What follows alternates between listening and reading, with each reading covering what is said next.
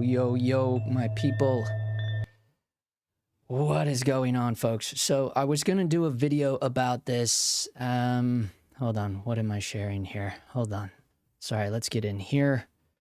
Boy, this is all over the place here. Give me a second here. Screens are combobulated.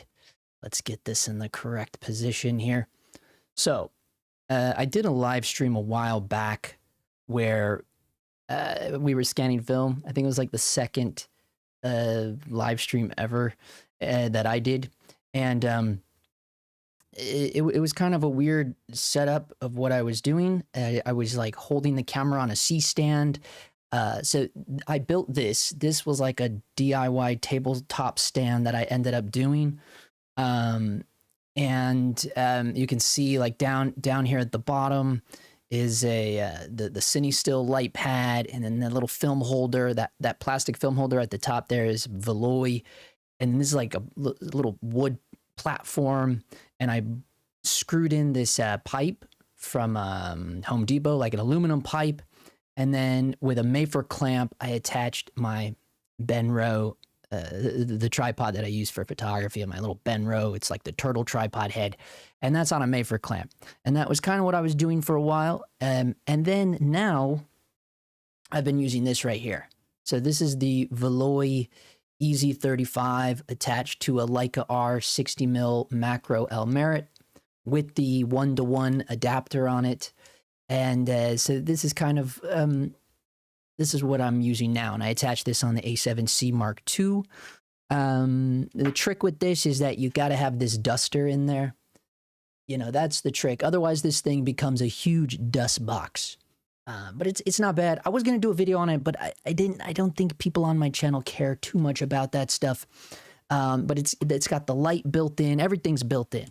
Anyways, before I put the duster on there, it was just, this thing is like a dust box. And I tried reaching out to people on Reddit about it to see if the dusting tool was worth it. That was probably not a good idea. Anyways, so we're looking in here at some of the net. So, and I thought, well, I'm already going to be doing this. And I thought, well, maybe, you know, this would open up for some conversation here. And these are ones I've already converted with Negative Lab Pro. And this is not an amazing roll. This was, if you saw my Leica M3 video, this is the roll from that. This was my last roll in a shoebox of rolls that I got back from the lab. Because what I noticed is that I preferred my scans over the lab. So what I started doing, well, what I've done now is I've completely got rid of dealing with the lab altogether, because now I just shoot on black and white film and I develop it myself and all of that. And but the color film, I thought, well, if I just go get the roll from the lab, it's only like $8. So this is Cine Still 400D, and it was only $8. And then, yeah, but this is the scan that I did. Jonathan Wu, what? Surprise stream? Yeah, dude, we're doing surprise pop-ups now. You guys aren't even ready for this. You're not even ready for the surprise pop-ups. No, I was going to do a whole video on this. I was just telling the 4 people that are in here that I was going to do a whole video on this Valoi easy35 thing. But I just feel like my crowd isn't really that crowd, you know? I mean, at least in the past, anytime I put out like film, photo, like 35mm film videos, they don't do very well compared to like my cinematography or filmmaking or lighting videos. So I just thought, you know, I'm not, you know, we'll just do a stream, and if people are interested in it, they can check it out. And if they're not, they're not, you know, and it won't hurt the algorithm as much. The Nikon Cool Scan, I don't know if I've ever seen the Nikon Cool Scan. Let's look that up real quick. Now, I think I had this good to go. You know, I have multiple apps now hooked up to OBS. We all know Justin's not the greatest at running technology here. So we'll see how well that I can make this jump around. Oh, good. Yeah. Now you guys know how I make my thumbnails with Canva. Okay, there you saw that. Okay, I just wanted to look up what Trevor was talking about. The Nikon Cool Scan. I was showing them, before you guys got in, I was showing them the tabletop thing that I was using before the Valoi thing. This is gnarly. Oh my God, Trev, you're the real deal, dude. You're the real deal, man. Wow. Wait. Oh boy, here we go. Show Justin how to use the internet. Here we go. It's already starting. The Nikon CoolScan line of film scanners are known for their high quality and ability to digitally capture film images. Yeah, man. That looks very legit. $8 grand? Is that? You had that in your house? Big ballin', bro. No, we don't roll like that here in DOGTIMES land. We can't roll like that over there, okay? We are rolling with this. This. I can attach this to my Sony camera. No, what I liked about this though is that I can use this on the road when we get back out on the road. I can use this on the road, and I just thought it'd be a fun way to scan my black and white film while I'm on the road, and I don't have to wait to get home and then have to scan all of my films when, you know, because last time we were gone for like 2 months. Like, I don't want to have 2 months worth of film. And when I was out on the road last year, I was visiting mom and pop shops, and it was kind of cool. And some of the best scans that, I mean, I know I haven't been shooting film that long, but some of the best scans I've ever gotten was from this little tiny shop in Rhode Island called The Camera Works. Works spelled with an E, W-E-R-K-S. So shout out to The Camera Works in Providence, Rhode Island. Shout out to anybody from Providence, Rhode Island. And there is a full episode of me documenting Providence, Rhode Island on the other channel, the photography channel. Anyways, yeah, that thing was super serious. You ain't joking about that, bro. I was doing scans for Audubon Society. Oh, okay. Audubon Society. All right. Yeah. A little, the numbers are very tiny tonight, but that's probably because I'm making, you know, I'm throwing everybody off their rhythm.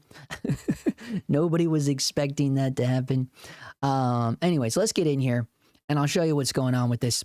So these are not anything to write home about. This was when I first got my Leica M3, which, by the way, she's super pristine now. I mean, this thing has been overhauled. Brand new curtains in here, brand new windows in here. It's put a new leather on it. Just recently got it back a couple weeks ago, actually. But back when I first got it last year, this was just the roll I ran through it. And it had light leaks. You know, you can see the leaks right there. It definitely had the light leaks going on. And it was actually because the leaks were coming in the little tiny viewfinder window. The little one. That little baby one right there, like that's the actual rangefinder window that had no gasket around it. So the little bit of leaks that I saw in this got way worse over time. I don't know if I still have any of those photos. Oh, speaking of The Camera Works in Rhode Island, these are some of the scans they did. Now, this is my fault because, you know, this is the Cine Still, but I don't know. I love this picture. I love that it has the Cine Still streaks on it. It was like the first frame on the roll. You know how it does that. But yeah, this is all from The Camera Works. I don't know, dude. I love these scans. I just think they look great. Like, look at I mean, yeah, you can't zoom in too far, but, you know, I don't know. Oh, also that's why the resolution is like that. The file could not be found. So this is basically just like Lightroom's copy of it.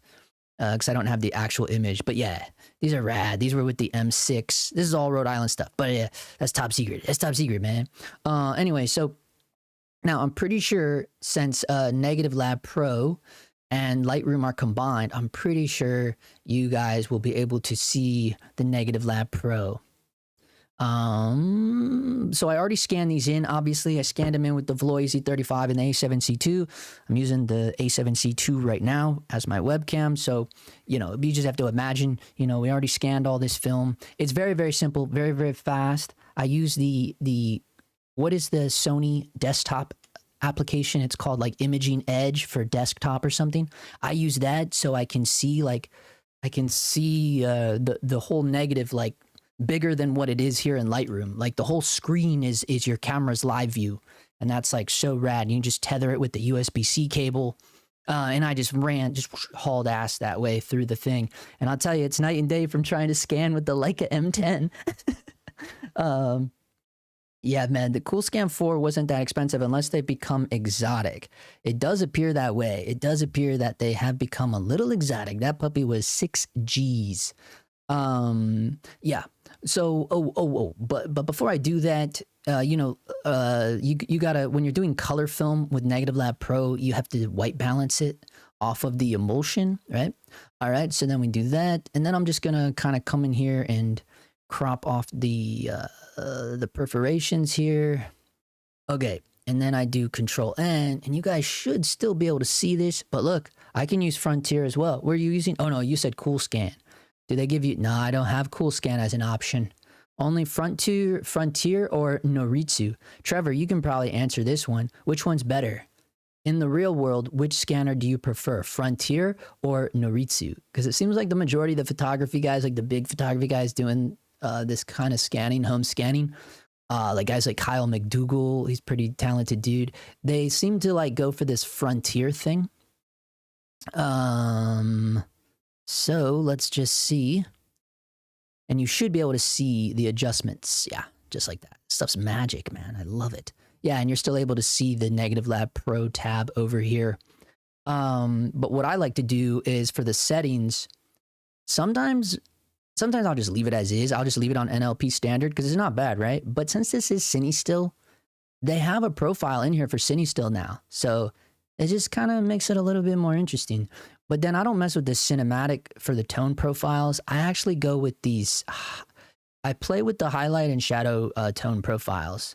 So like I just kind of cycle through these. You notice like highlight hard is too hard. Highlight soft is okay, I guess. Shadow hard or shadow soft. So, you know, I just kind of like to cycle through these. I don't know why. These are just my more preferred ones over like any of these. Because, you know, these, I mean, I guess cinematic's okay. They have these different like cinematic flat. I don't know. That's actually not too bad. Cinematic flat. I kind of like the way that looks, honestly, but I usually just stick with these ones and play with the highlights and shadows and see which one I like most. Sometimes I like the highlight hard because it slaps so hard.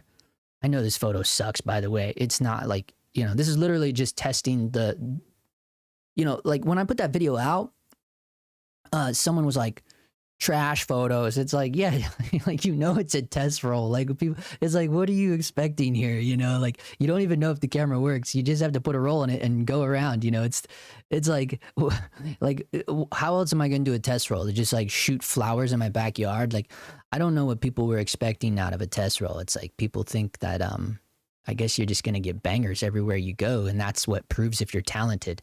It's not really how street photography works, though. You know what I mean? Street photography is like a numbers game, you know? So the more that you shoot, the better. It's like gambling. You know what I mean? It's really what it is. It's like if you're at the right place at the right time, you know, and you have to have a little bit of knowledge and composition and photography, right? It's really just about like, it's a numbers game. It's really what it is. It's my opinion. I know some people might disagree with that opinion, but Silver FX. I don't know that one. I don't know Silver FX. But you notice how all of these scans are like upside down.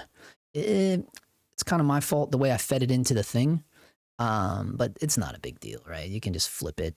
The nice thing is these ones don't seem to be backwards, or are they backwards too? No. At least they're not backwards. Sometimes they'll be upside down and backwards. You know, it's just all in the way that you like feed it into the thing. I feel bad because I know like there's a dude I watch, Lopresti, and he does a lot of scanning lives, and I think he does them on Monday nights. And I hope I'm not like, I don't think he was doing one tonight because I usually watch them, but I would feel bad if I was like biting his style a little bit. But I just thought that a live would be better. Look, I almost forgot to do the white balance. I just didn't want to do a whole video on this. I just felt like, you know, I don't know. Like, I didn't think like, I mean, obviously, you know, look at the numbers of this chat right now, you know, like even though I'm thankful for everyone here, but what I mean is like, you know, it's just not that popular of a thing for my specific channel. You know, that's all I'm saying. So let's go here, Control N. Convert the negative, and boom. Hell yeah, dude. I actually do dig this CineStill profile, though. It's kind of nice for the CineStill film. Even though this is 400D, and the profile is probably made for 800T, I would imagine. But maybe not. I mean, maybe it's just like CineStill in general. But I think most people, when they think of CineStill, they think of the 800T. And this is obviously the 400D. What I started doing is using the 85B filter. I think that's the one. I started using the 85B filter. I think that's the one with the CineStill 800T and shooting during the daytime. And that's like a last ditch effort But the downside is that the filter just gets too gnarly, man. There's too much weird artifacts and shit sometimes. People are crazy, especially on film. Just got to go for it. Good stuff, man. I took a darkroom course in college. Want to set up a home one eventually. Yeah, David, I don't think, oh yeah, oh, you want to like, oh yeah, you want to do real printing, right? I know that would be badass. I don't know if I'll ever get to that point. I just like, it took me forever just to start developing my own black and white film. And then now I like love it. I'm like obsessed with that. But I think I'm obsessed with it because of like, I get to be in charge of everything.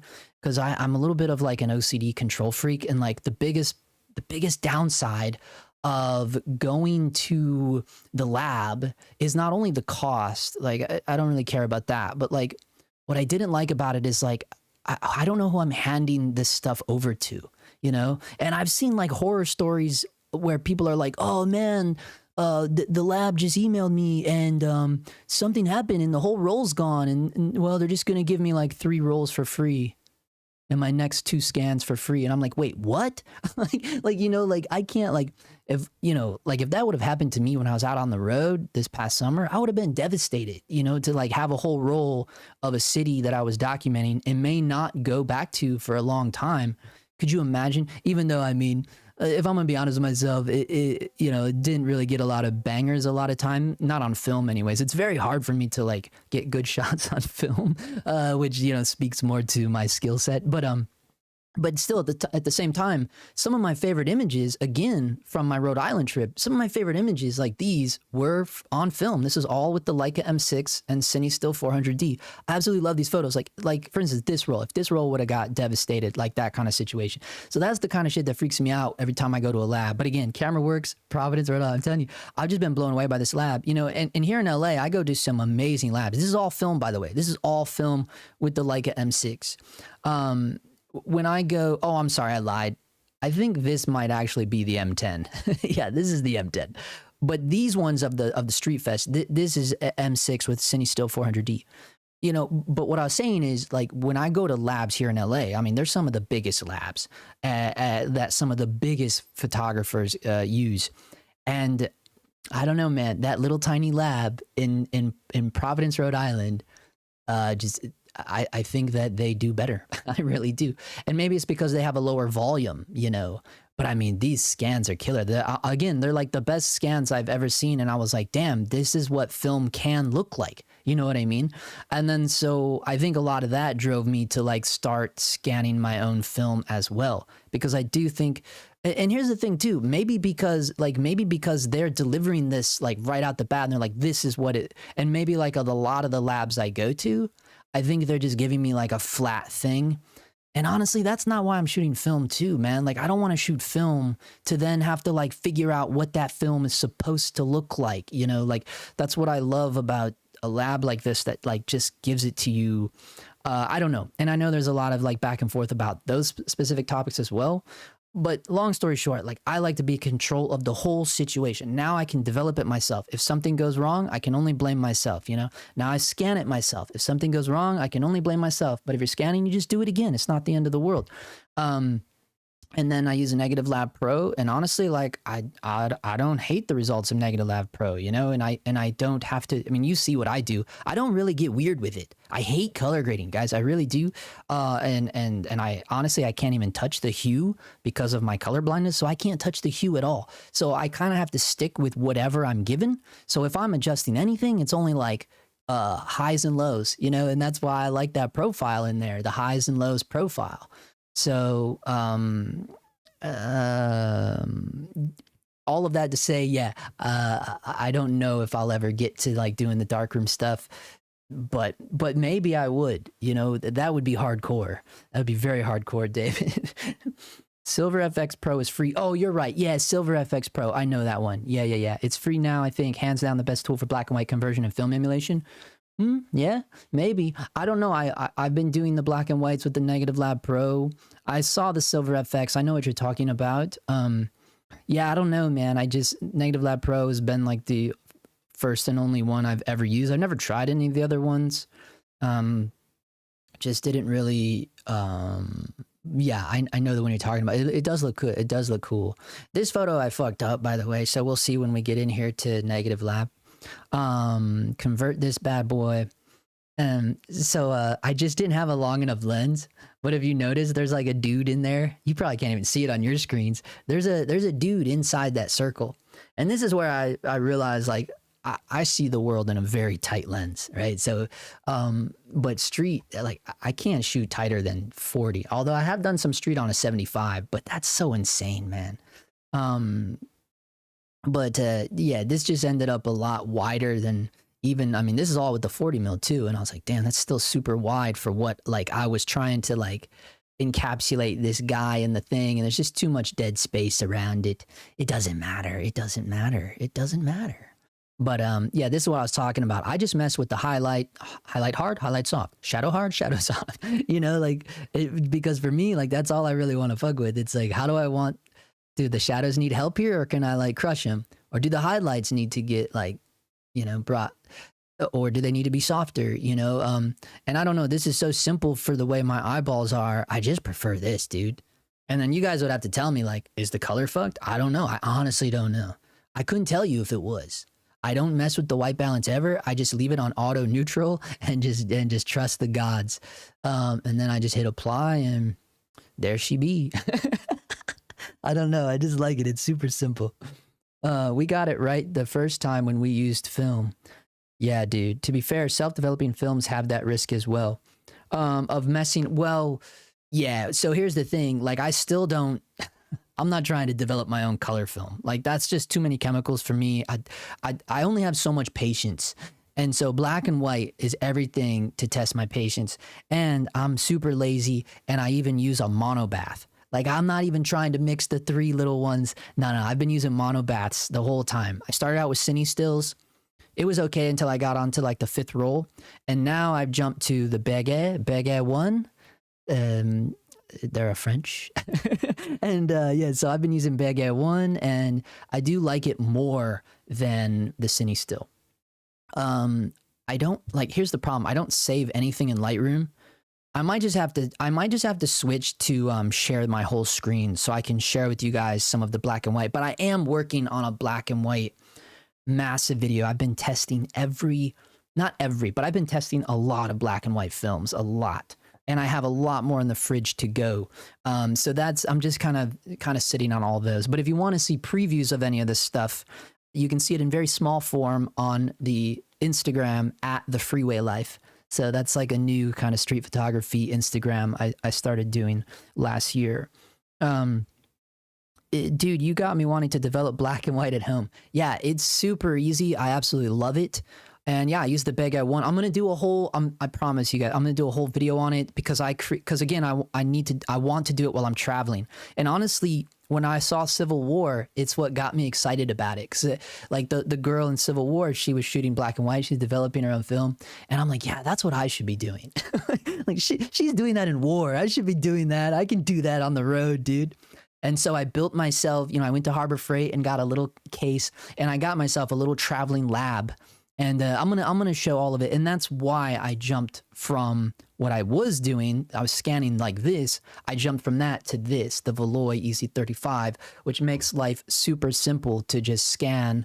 You know, it's just, and I'm like, yeah, now I can this. I mean, I can literally put this on the bed in the van or wherever and just scan it, and then I just need my computer, which I already have anyway. So yeah, it'll be super chill and doing the black and white, yeah, it's super simple, dude, especially with the monobath. It's just that I always make sure and use distilled water. I only use distilled water. And as long as both those items are kept in the same place and are at the same temperature, you don't really need to worry about temperature, which is nice. And then yeah, I use photo flow. If you know about developing your own film, use photo flow, and then it kind of like makes it so where you don't get streaks on it or whatever. But yeah, none of my black and whites are in here, unfortunately, because it's a whole thing with OBS. I'd have to switch to like share the whole screen with you. Should we do it anyways, or should we just keep going through this roll? I don't want to fuck up the stream though. Like, what if I have to like, I might fuck it up if I have to like figure out how to share the whole laptop. And I only say that because I don't keep anything in Lightroom. I just don't. I literally only use Lightroom just to do this or any editing, honestly, for digital as well. And then I won't keep things stored in here because I don't want to pay the extra space for the cloud or whatever. So I always just like use it and then I delete the library. And then, you know, because everything, the negatives are saved, or the negatives or the RAWs, those are always saved on an SSD, external SSD, and then all my exports are saved on an external SSD. I'm weird like that. I don't like to keep my actual computer like bogged down. So almost everything is on an external drive. And I'm even like that with my phone. Like I'm gnarly crazy with the storage on my phone.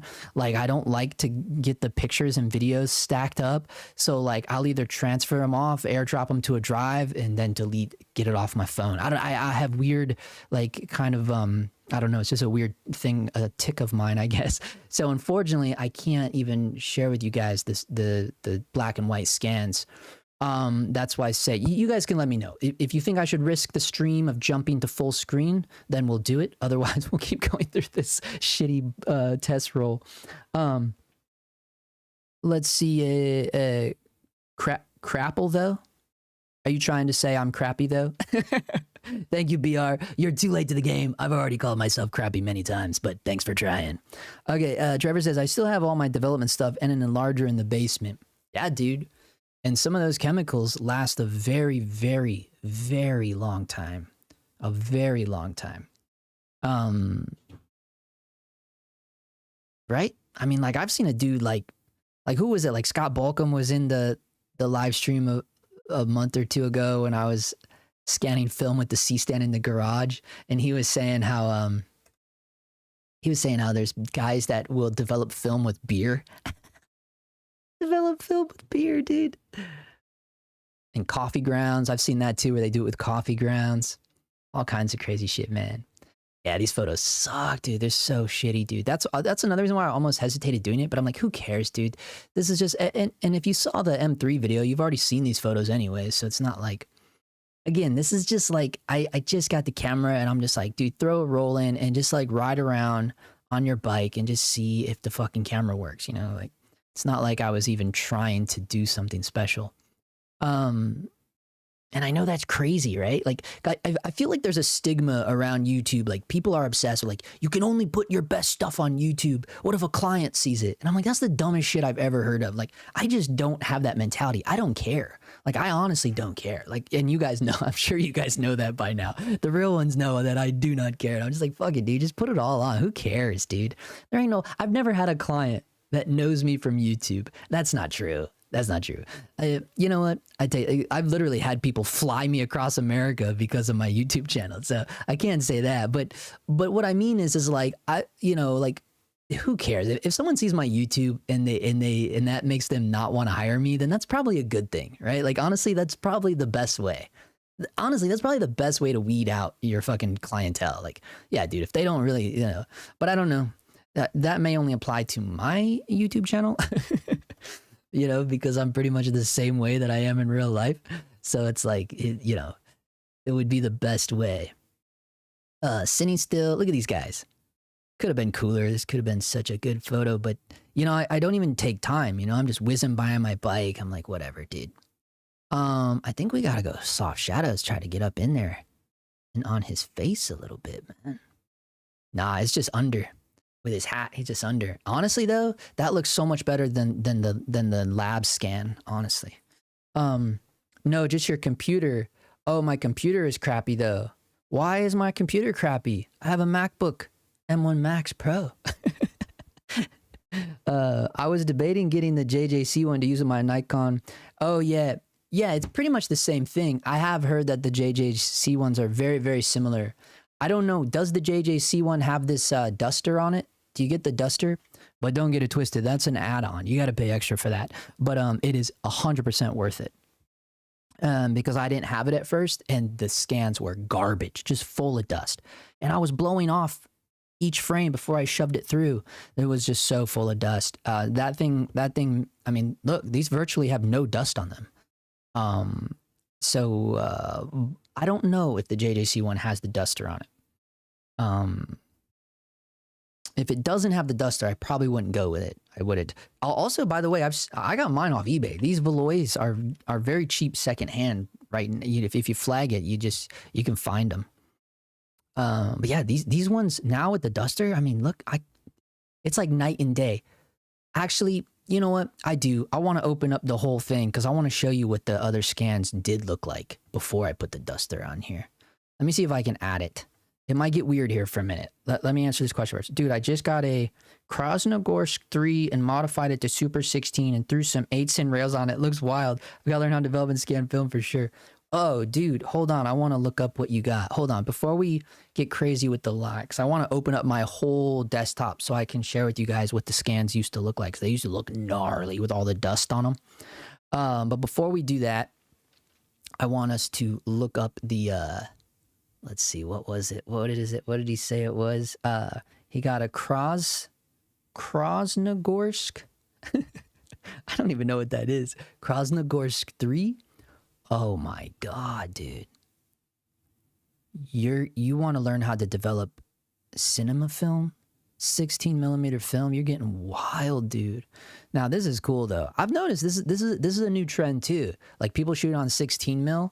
This is like a new trend now. I've noticed that.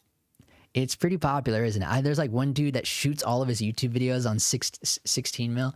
I haven't watched, I don't know if I've actually watched the videos other than like maybe like a couple minutes or something. But one of the guys is really talented. One of the guys, he went to like somewhere in New York, like what's the famous place you go in New York where the beach is? I don't know. You know what I'm talking about. But it looked good. He was shooting on 16mm and it looked good. Russian camera motion picture film. Yeah, dude, that's insane.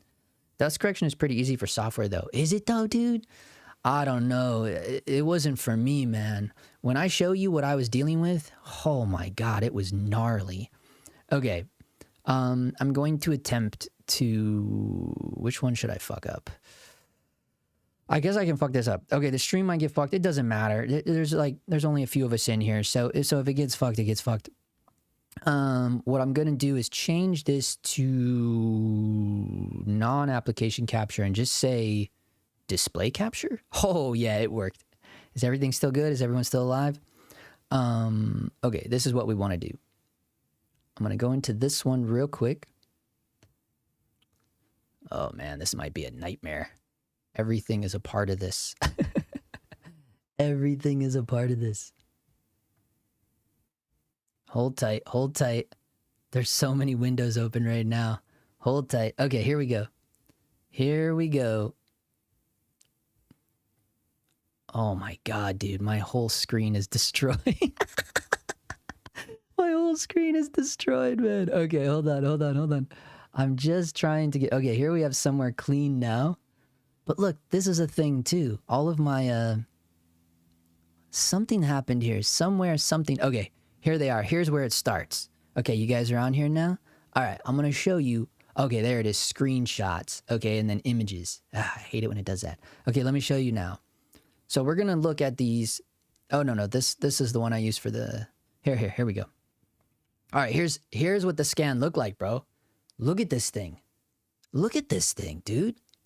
Look how much dust is all... I mean, you're talking about hairs, little like spermia. There's like so much stuff on this shot, dude. Just look at it.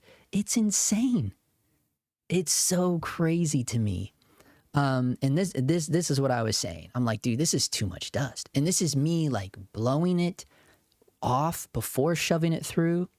And it's seriously. And when you talk about trying to get this off in Lightroom, no, dude, it takes forever, man. And I know the AI dust thing has gotten good, but dude, it takes too long. And also, look, something else I wanted to tell you about. This vignette. Look at the vignette you get. And so that's why I bought a different holder. Now that's why it shows the 35mm perforations. Because when you get the holder that shows the perforations, it kind of takes away the vignette. So yeah, you got to get the new holder. You got to get the duster. It is a little pricey, man. And even on this one, you can see like I tried cleaning up the dust on this one. Look at this one even. This one's crazy too, man. Look at the dust all over this thing. It's actually, is this film scratched? I don't even know, man. I don't even know. But yeah, just tons of dust. You know, you get it. Just tons of dust, man. So this is an example of using the using a 85B filter on the 800T during daytime. And that's what I'm talking about. That flare is just, ugh. But look at all this dust down here. Holy cannoli. That's what I was saying. Like, yeah, if you had to do every photo like that in Lightroom, forget it, dude. Forget it, man. It is too crazy. Okay, I got to put this back before my brain explodes. I just wanted to show you guys that because, there you go, Google Chrome. All right, we'll go back to Lightroom, though. Yeah, man. Yeah. Okay. And now look at these. Look at it. It's night and day, dude. Look at these scans compared to the ones I just showed you. The duster. I didn't change anything different other than put that duster on there. That's wild, huh? That's so crazy. Yeah, that was too much. Every photo, getting that much crap out every photo? No way, dude. That's a nightmare, man. That's a nightmare. It was worth it just to get that duster. 100%. All right, let's see.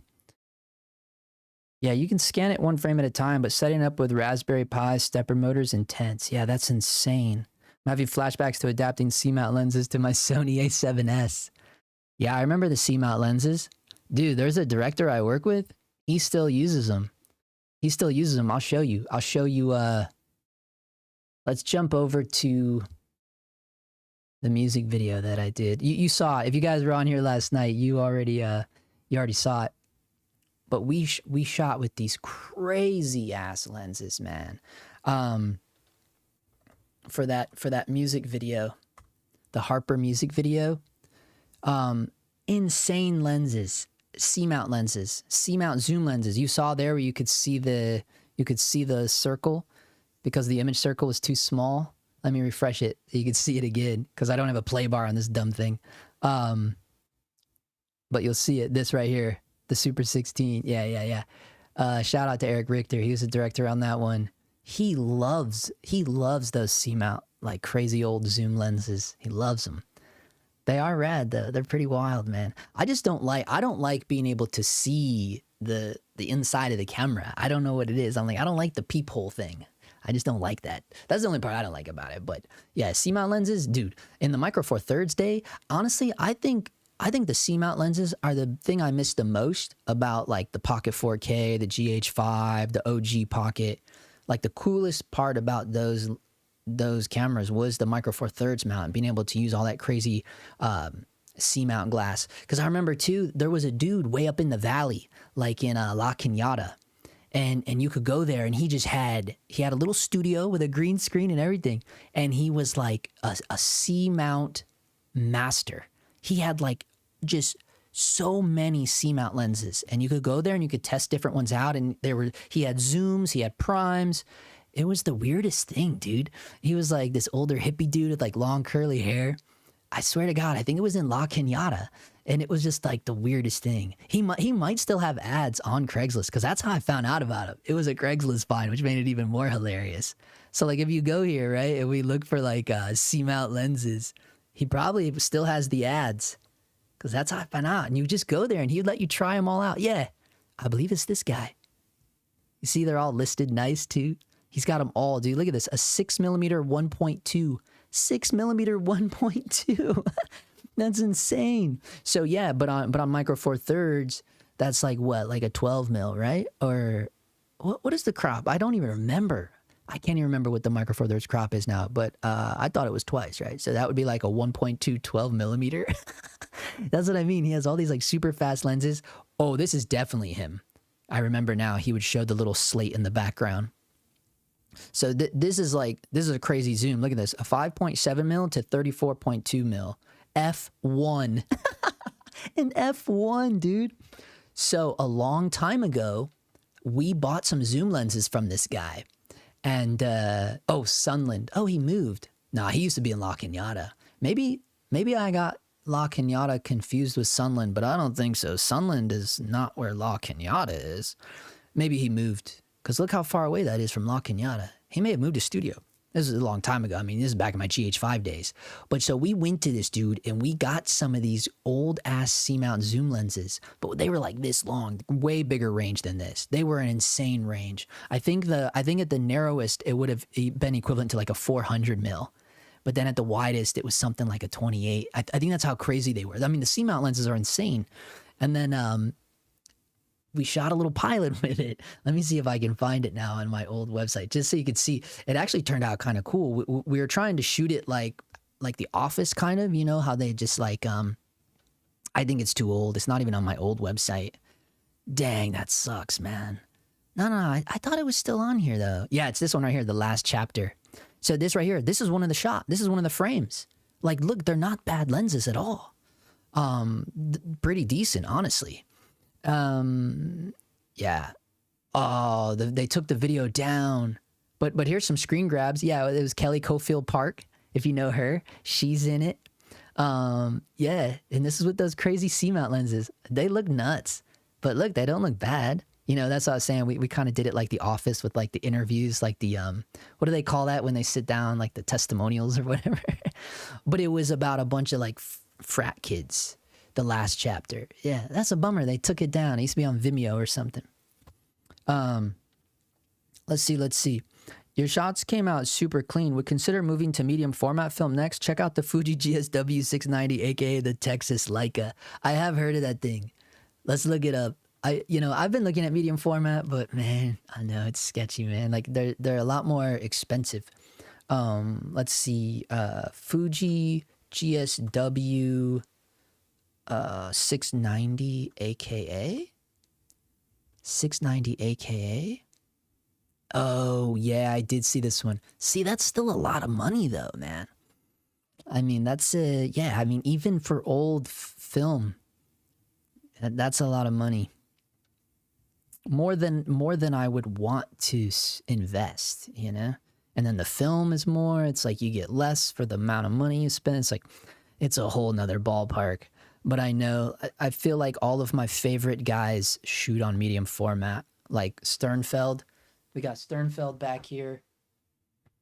Strangers Passing, Joel Sternfeld.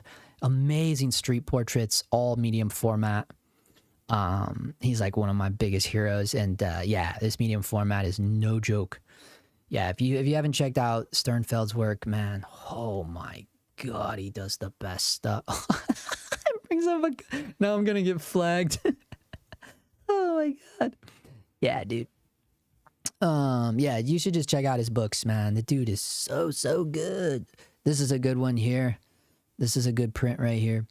What am I in? Shopping or something? What is happening? How did I get into Google Shopping? I just want normal Google. Teach Justin how to use the internet. Oh my god, dude. Somehow I was in shopping. Here we go. Here's what we want. Julster, here's the master. The master. The master. Yeah, look at this one. Look at these shots, dude. These are crazy good, dude.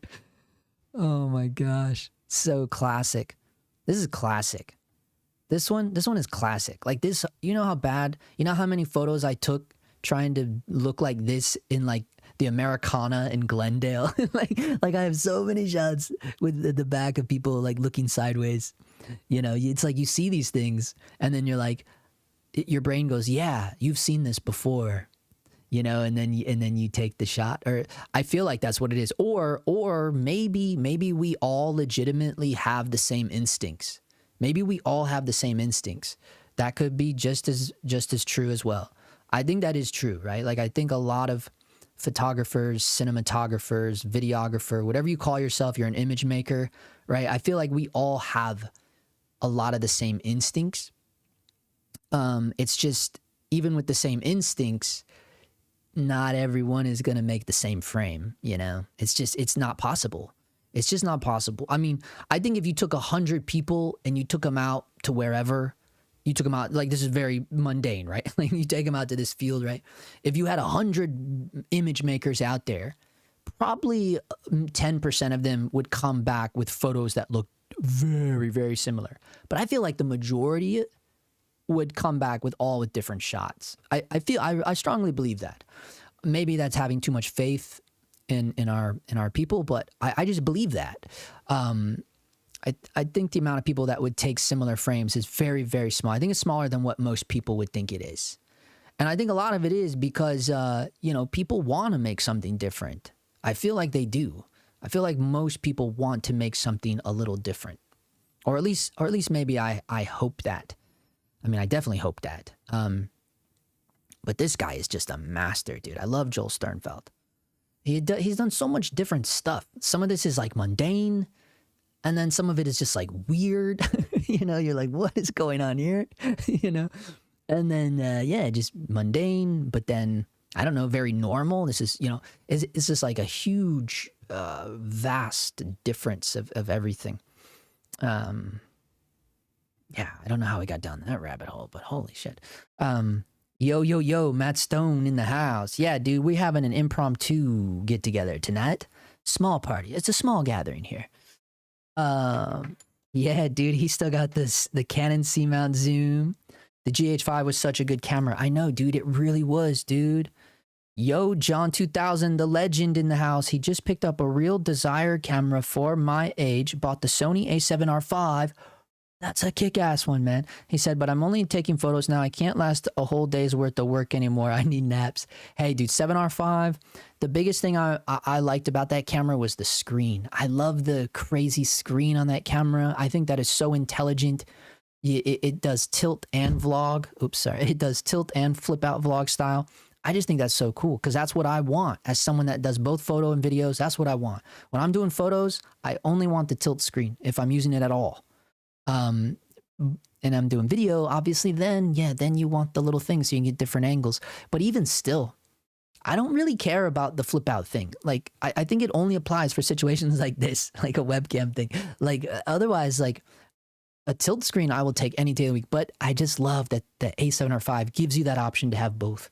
I think that was such a smart design. The Fuji has a sharp fixed lens, but shoots at a 6:9 aspect ratio, so the negatives are huge. Yeah, that's the fun part, man. Bro, those 100 people would take selfies. No. Okay, yeah. I meant what I... That's so true. But what I meant to say, if you take a... No, but didn't I say 100 image makers? I don't know. You don't have that much faith in, like, you know, people that call themselves you know, whether they're cinematographer, videographer, photographer. There's a lot of different labels you can put on yourself. That's why I just started calling it, just call yourself an image maker. Man, you're just an image maker. But yeah, I don't know. I don't think they would all take selfies. I don't know. Maybe you're right. Maybe you're right. That would be an interesting test to do with society. Just to see what they do out there. Someone should do that. I used to own a Plaubel Makina 67. Look that up if you want to have some fun. Did you get your C80 yet? No, I didn't get the C80. I bought this instead. No. You know, that's funny. I was super stoked about the C80. I was super stoked about the C80. I don't even know why. I feel like that was like a fleeting thing. It came and it went so fast. And I just got to plug in my computer here. It just came and went so fast. It was just like, shoop. You want to know why it like went in and out? Is because like I was excited about the C80. And then when I realized I could just buy a brand new FX6, I was like, oh, I'm going to do that instead. And that's what I did. But for me at the time, it made sense because, you know, I was already invested into the Sony ecosystem. So it just didn't matter at that point. All right, let's see what he's talking about. The Plaubel. Oh, look. Damn, it's already in here, dude. It's locked and loaded. What is this thing now? Near mint. Oh, it's a 6x7. God damn, these are expensive, man. This is a Makina. What is the Makina? Like, oh, it's a Nikon? What the hell? So what's an 80 mil? That would be like a 50? I don't really know it's hard for me to... Yeah, I think 80 would be like around a 50 mil, right? In like 35 world. That's cool. So this is like a point and shoot. This is, dude, this is insane. $1,800 for a point and shoot? That's insane to me. Wow. That's crazy. That's so crazy. Makina 67 with a Nikkor 82.8 lens on it. Look how tiny it is, though. I do love that. I do love a little tiny camera. Holy cannoli, the lens is tiny, the body is tiny. That thing is thinner than a Leica, dude. That thing is so thin. Holy cow. Actually, it's just a bummer it's so expensive. Why is it so much money? Isn't that a lot of money? Holy crap, dude. I mean, all of them, they're all up there. Like, none of these are like 500 bones. I feel like me, like, I would want to spend $500 on that, and that would be like top. Like, that would be like the cutoff. It's foldable. Wait, what do you mean it's foldable? What are you talking about? What's foldable? There's nothing to fold. What do you mean it's foldable? Am I looking at something different? Is this not the right thing? It collapses down to the size of a book. There's a bellow. What? Wait, what are you guys talking about? Is this one already folded then? I'm so confused. The lens extends. Oh. So it's actually... Oh, is it like one of those, is it like you got to pull it out to make it work? Why didn't they take photos of this? We got to find a better seller, someone that cares. Oh, I see now. Okay. Now it makes sense why it was so tiny. Okay. This makes sense now. That's interesting. You know, honestly, I don't like it as much. I liked it better before I knew that it did this. Because now it looks to me like a lot of work I got to do. But that's the whole point, right? Like medium format's like super slow down, right? Like take everything very slow now. Honestly, that was the biggest reason for me not jumping into medium format, because I feel like it's not gonna match my vibe, dude. It's just not. Like I'm too just on the quick draw McGraw, just like down and dirty, like just like no time for composing. Like just like ja. No. If I see something really cool, I do try to take the time to compose it. But I don't know. I kind of liked it when I thought it was just this. This is more appealing to me, honestly. He says, it always pisses me off when I hear directors like Tarantino say, the newer generation doesn't appreciate film. We do. We just don't have $1 billion studio fronting the bill for us. Yeah. Wasn't it David Lynch that was like, he was done. As soon as digital came out, he never touched film again. He like did not care at all. There's like so many good interviews of him talking shit about film. Yeah, there's always those little cult. Well, for the cinema world, yeah. I mean, I guess it would be cool to shoot a movie on film, but oh my god, how nerve-wracking would that be? And even Deakins talks about that a lot too. That's why he too jumped on the digital train too, because it's like his big thing was like too nervous every night, you know, of not being able to know what the dailies would look like. And that, yeah, dude, I mean, I get stressed out when I'm looking at the stupid monitor as it is, dude. I couldn't imagine, like, you know, I already don't sleep, you know. It's like, Jesus, dude, I'd never sleep again. One of the cameras, John said he got an Argus C3 that he used for street stuff way back when it was fun and people were not all paranoid. Yeah, I know. Yo, I was thinking about that, John. Like, why is everybody paranoid now? It's so weird to me. Let me look that up, though. You know what? I think I know what you're talking about. Argus. Oh, yeah, these are rad. These are cool. Now we're talking $40, $20. Now we're talking. Now we're at my speed here. Look at these things. Holy shit. These are wild looking, though. Yeah, these are cool. This is insane looking camera, dude. Yeah, these are rad, man. But yeah, why is everybody... It doesn't make sense that everyone is paranoid now. It's like, you're not like desensitized to everybody filming everything now. It's like, it's weird, isn't it? It's like everybody already has their phones out. There's a CCTV camera everywhere. Here in LA, the police fly drones all around. It's like, you're always being videoed. worse than a photo. You're always being videoed. Everyone is how do you think they catch criminals? Like every like true crime thing you watch, it's like, we just had to search the CCTV cameras and here they are on Lincoln Avenue. You know, it's like, that's how they track Luigi, right? Luigi Mangione, right? They tracked him. They watch him go down every street corner. It's like, dude, everybody is filming you. This is Enemy of the State. Remember Enemy of the State? You guys, I know. I don't know how old everyone here is, but for those of you that don't know what I'm talking about, Enemy of the State, this is literally what we are now.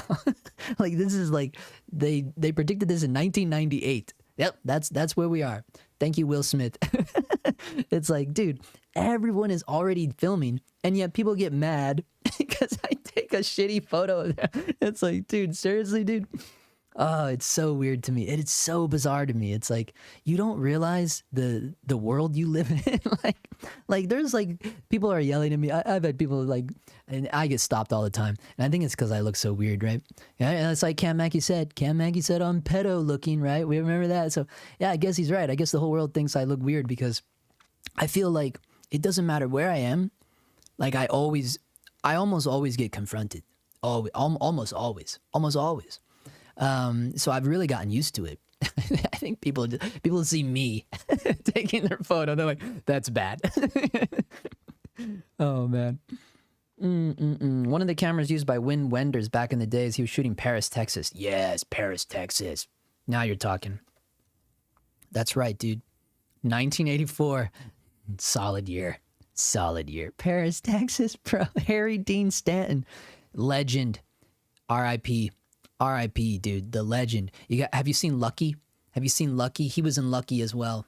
Dude, legend. Wait, where is it? They don't have it? I'll just click on his name. Maybe Lucky wasn't the name of it. Yeah, Harry Dean Stanton. Yeah, it is Lucky. Dude, this movie is insane. Lucky.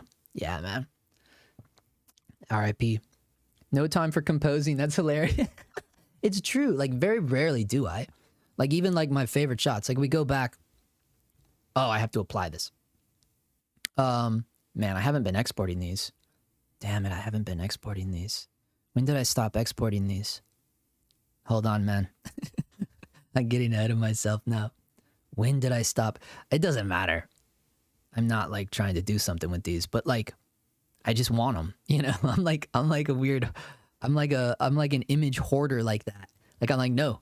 You got to keep them all. Like, you just have to. You have to keep them all. Like, I don't care if they suck or whatever. You just... Look, I didn't export any of these, see? And like I told you guys, I don't keep anything in Lightroom. I would have deleted all of these. That would have been disaster. Yeah, I don't believe in, like... There we go. That's when I stopped. I don't believe in deleting in the images. You know, I might delete them off my computer. I might delete them off my phone, but they're stored somewhere. They're organized somewhere. I trust you. But yeah, like this stuff. I mean, you can see, you know, like obviously I'm composing, but I'm not trying to like, it would have been nice to have this lady in, maybe, but maybe not. Like, it was really just about these three gals right here. You know, oh, you're not even where I am. Damn it. I'm sorry, guys. You weren't even in there with me. Ah, Jesus. That's a rookie mistake there. Okay. But yeah, we're talking about this frame right here. So that's what I mean. Like, that lady over here, I like cut her off a little bit, you know. I feel like, I don't know. I don't know. So you know what I mean? Like it's like, it's composed, but it's not. You know what I mean? It's like chaotic. You can look at these frames and know, like, dude, this is chaotic. You know, obviously this is composed, but like, look at all that headroom.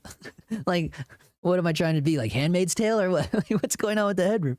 You know what I mean? So, and I think it's just because of this is how I operate. Like, I'm just like, oh, yeah, boom. You know, it's like I don't always give myself a lot of time, but in my head, for me, it's like this shot right here. Like, if I take any more time to try to compose it, she might stop doing that with her hands, you know. And then it's like, then maybe that guy in the background, he's not doing that weird thing, and maybe this person with the, you know, on the bike here, maybe they leave or so, you know what I mean? Like, that's the way my brain is. Like, I feel like it has to be right now. Like I got to do it right now, and so I don't always have the time to compose it the way that I would probably compose it if, you know, if my life depended on it. But or if it was, honestly, I should have said, if I was composing it as if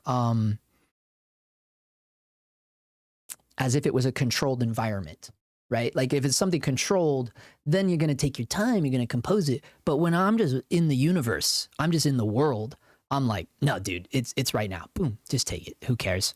You know, and who cares? Like, I'm not trying to be something I'm not, you know what I mean? For me, it's just this. It's this. Like, all I care about is these two wearing these glasses. They're sipping their beer at the same exact time. These people back here are having the time of their life. This lady's, you know, videoing something. This guy is looking at me. It's just, I don't know, man. It's just about, to me, it's about the people. It's not about the frame. It's not about the lighting. It's not any of that for me. Like, street for me is just the people. And for me, it kind of, you notice, like, they're all looking at me. Like, well, at least the two main people are looking at me. The guy in the back, he's looking at me. He's looking around the subjects to look at me. People notice me, you know? So what I started doing is just embracing that. Like, dude, if people are going to look at me, and it's weird. Sometimes it is weird. It's like, do I look crazy? Like, so, but it's just a thing. Like, all people notice me coming a mile away, and I just started embracing it. I'm like, dude, I'm gonna just capture it. And that's what's beautiful about these. Like, she's looking at me like, what? You know what I mean? It's just funny. It's just funny. So I'm like, dude, if people are gonna look at me, I'm gonna take their picture. And if they have something to say about it, I'm like, well, what are you staring at me for? You know, it's like so easy to do. But then you have these other moments where, you know, no one is noticing you. And that's beautiful too. You know, it's like, this is what I would prefer. I would prefer no one notices I'm there. But you don't always get that lucky, dude. You just don't. You know, these guys were posted up. I don't know. I just thought it was just, dude, I got to do it. Like, and the only reason these are still in my Lightroom is obviously you can tell, like, I love these shots. Like, I feel like this is me at my peak of street photography. Like, this is probably the best I will ever or can do when it comes to street, with film, you know, in terms of exposure and all of that, versus like this was film as well. And this is just like, oh man, you fucked it. You know, it's like usually that's what happens, you know, having them this crisp and good and everything was on for film. It's like, dude, that, you know, like I did that all myself, you know, like in terms of like focus and exposure, you're like, yeah, dude, I did all that on me. And then, you know, when you fuck it up, you're like, all right, maybe I'll try not to fuck it up that bad next time. Yeah, dude. Let's see. They say portrait photographers shoot better with an overhead view, like shooting on a twin lens reflex camera, because the model is in shock mode, wondering what you're doing on the street. That reminds me of when I first started experimenting with street. It was only 2 years ago. Was with the Sigma FP with the crazy viewfinder on it. So if you don't know what I'm talking about, we can bounce back over to screen share. I think all of you are well aware of the Sigma FP by now, but just in case there's someone in here that doesn't know what I'm talking about. So the FP, oh, by the way, Sigma won't send me this camera, by the way, which I think is hilarious. So not the FP, but the BF. They won't send me the BF. Guys, the video I did for the FP has almost 350,000 views. And it's like, they won't send me the BF. It's crazy to me. I don't get it. Like, I've really scared our community. Like, I've scared the entire community. Like, I think it's funny. Like, I think that's hilarious. Anyways, so with the FP, you can get this add-on EVF that tilts. It literally, like, please tell me you guys know what I'm talking about, because it's going to take me too long to find it. But it's a EVF that goes on the end of the camera, and it tilts 90 degrees. And so I get it, and that is fun. That is fun, but for me, it didn't matter. That didn't help me at all. People, you know, people saw me. They just, I have no way to know how to hide or be like a ninja, so I just embraced it. I was like, whatever, dude. Now we're talking $40. Yes, dude. Bro, I think it's because you grin. People hate happiness, probably. But, you know, like the workshops that I did, you know, they all say to like smile. They all say to smile, and it sets people at ease, but it doesn't really. But, you know, I have like a kind of a crazy smile, I guess. Okay. If you want to be inconspicuous, get yourself a Leica 3 and no one will pay any attention to you, or get a TLR like a rolly cord. I don't know, man. I feel like, yeah, maybe. I don't think it's that much smaller than the M3, though. I mean, look, the M3 is tiny. And so was the M6. You know, the M6 is the camera that I used to use. Those are tiny cameras that, you know, especially when you look at the little tiny lens that's on there. That's not like intimidating, you know? I think it's just, I don't think it's even about me. I don't even think it's about me. I think it's just about, like what, you know, someone was saying, like everyone is creeped out nowadays. And that's the ironic thing about it. I'm like, this is the time, and maybe that's why, maybe because more cameras, you know what? It's not so much about the camera. I think what fucked people up is the social media, right? It's the social media thing. Because usually when people have cameras out, what's the first thing you think about? What, they put it on TikTok? They're filming something for YouTube? Like, you know what I mean? I feel like that's people's fear of cameras, is them finding themselves on social media or something. And that's really what fucked it up. You know what I mean? That's my opinion on it. You should check out some screen grabs from the 2006 movie The Fall. They use Zeiss ultra prime lenses shot on 35mm film. Amazing cinematography. The Fall? The Fall? I'm trying to think if I know what you're talking about. The Fall? What the hell's The Fall, dude? Hold on, let's see. I don't know if I know that. The Fall? What are you talking about? The movie? What do you say it was? 2006 movie. This right here? In 1920s Los Angeles, a bedridden patient in a hospital captivates a young girl with a fantastic tale of heroes, myths, and villains on a desert island. What? The Fall? I've never heard of this.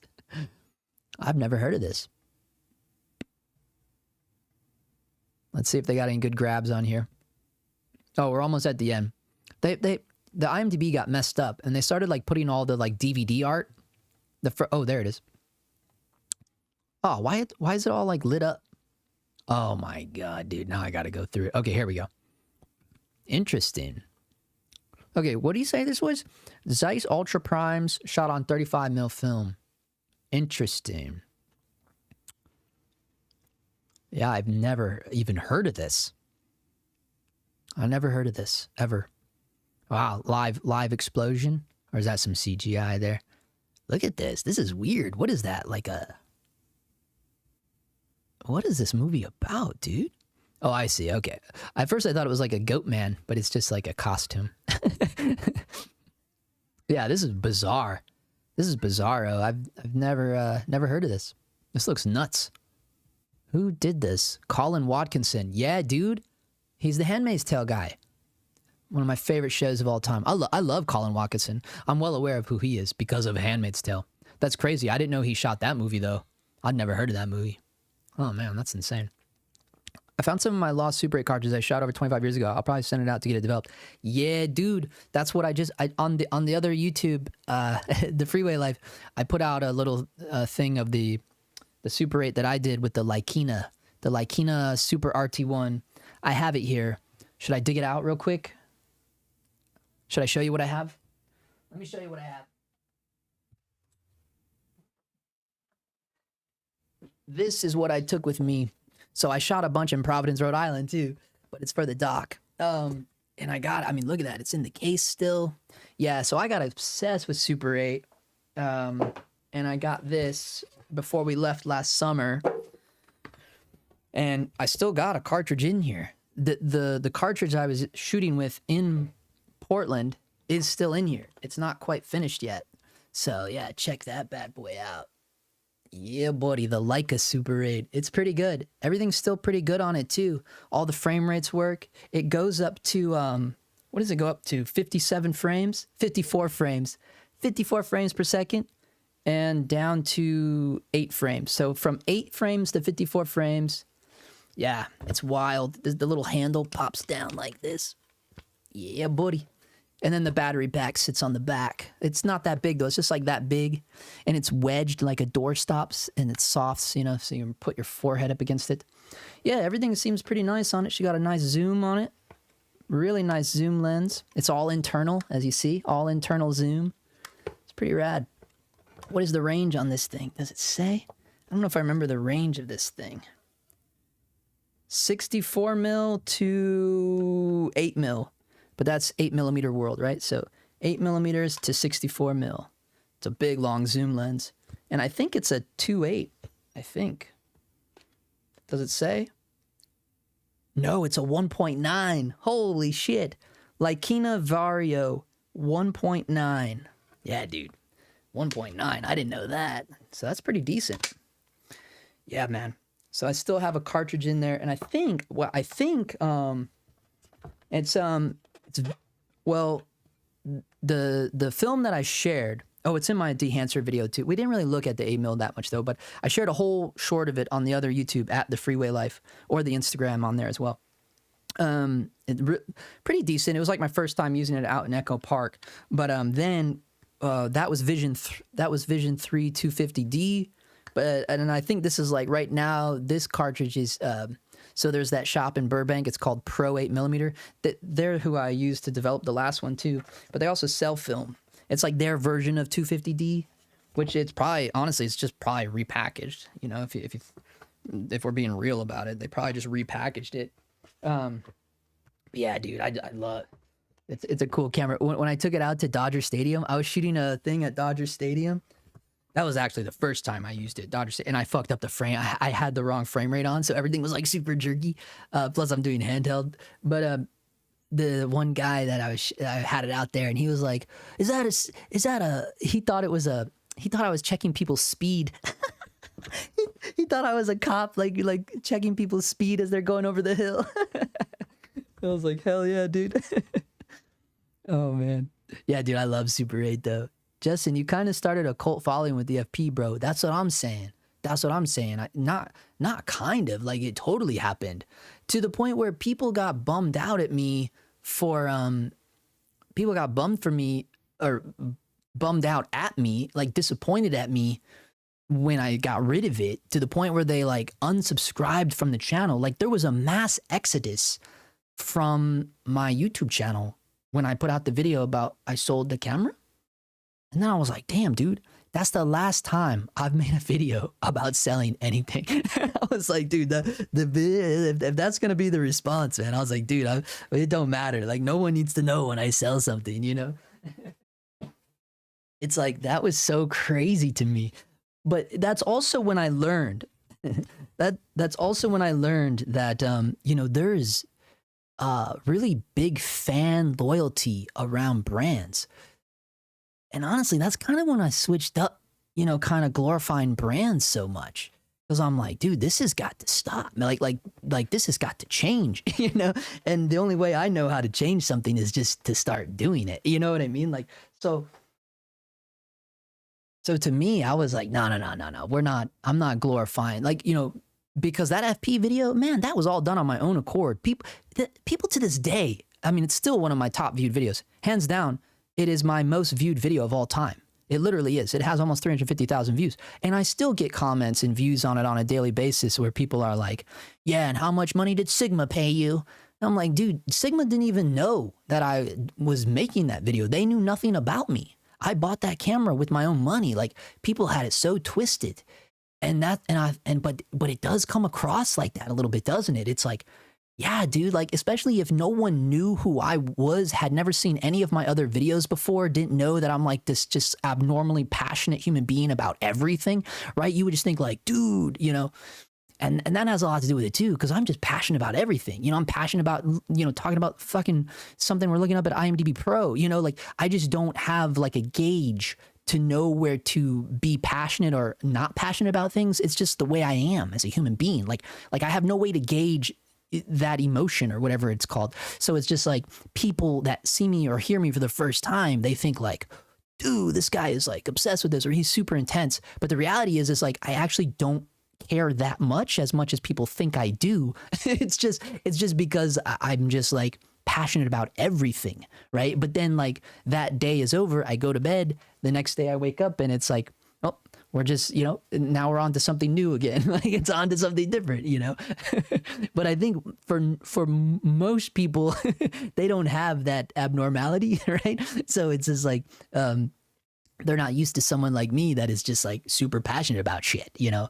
anyways, that's a long-winded story of saying like, yeah, dude, like I don't believe in like this glorification of brands anymore. I'm not into it. Like it's not my, and I think that's what led me into the whole like YouTuber versus filmmaker thing, because I'm like, dude, this has got to stop, dude. Like, why are we glorifying the brands, right? To me, it doesn't make sense. It only makes sense if those brands are paying you, right? Then it would make sense, right? Like that would make sense. It's like, because that just makes sense. But also like, nobody was paying me to make the Sigma video, but I was like glorifying that. So we still get passionate about stuff, but that's what I mean. Like, I'm like, where do you draw the line though? You know, like did it warrant me getting super excited about that camera? At the time, yeah, because to me, I had fun with that camera. I made a lot of cool stuff with that camera.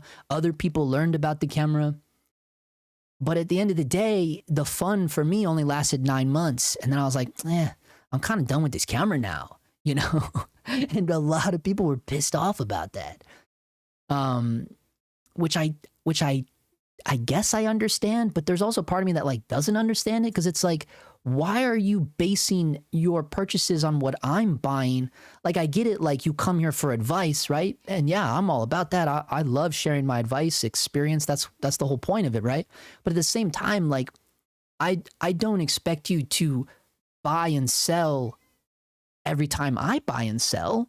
Like, I'm not like, you don't have to like invest in what I'm investing in, you know. And then that's a whole nother rabbit hole. This is like YouTube rabbit holes now, you know what I mean? But like for me, like that's all new, and I'm like, wait a second, what, people are really buying? Like to me, like, yeah, it's cool if you buy it, right? It's cool, like if you're excited about it and you buy it, badass. Now you can be excited about it too.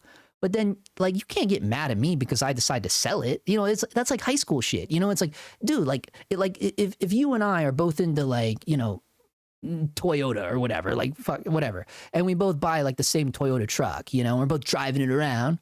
You know, me being the type of person I am, I'm gonna be like, dude, I don't want the same truck as him. You know, I would sell that shit. Or I'd just be like, if there's something about the truck that I don't like anymore, I just fucking sell the truck. My best friend isn't gonna unfriend me just because I sold the truck that we shared, that we both had, you know? Like, it's just, I don't know, that shit's crazy to me, right? That's just crazy to me. So at the end of the day, I was like, you know what? Yeah. I'm not going to, I have tried since those days of, ever since I put out, when I sold the FB, I'm like, yeah, dude, I have tried to stop glorifying the bullshit.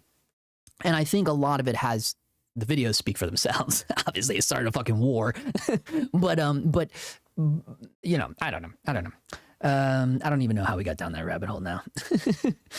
Oh, we were talking about the FP. Yeah, it all started because of that. It is an amazing camera, but definitely not for everyone. It has its pros and cons like anything else. 100%, Arthur. 100%. I actually just, you what up, Goshi? Just started my journey with street photography. It would be really cool if you could critique my work. Currently only use film. Is that your IG? Is that your IG, Gosha? Yeah, John, thanks on the Leica. Yeah, dude, I love Leica M, dude. I had the M6 and I just felt like the M6 was a tad overrated, and then the M3 is all the way for me. Let's see. What is he talking about? Gosha Arnott? Okay, guys, let's flip over. We're gonna do a live critique. Are you ready for this, Gosha? Are you ready for this, bro? First of all, are you ready for this? Because I'm not. Let's see, what is his Instagram handle? Let's put this in here. / what is it? It's Gosha _ Arno. Gosha Arno. Are these your shots, bro? You just started? Or are you like one of those dudes that only wants to share like your best of your best stuff? Some of my first intentional street photography, Leica camera, SL2S. That's a good camera, dude. SL2S. San Francisco.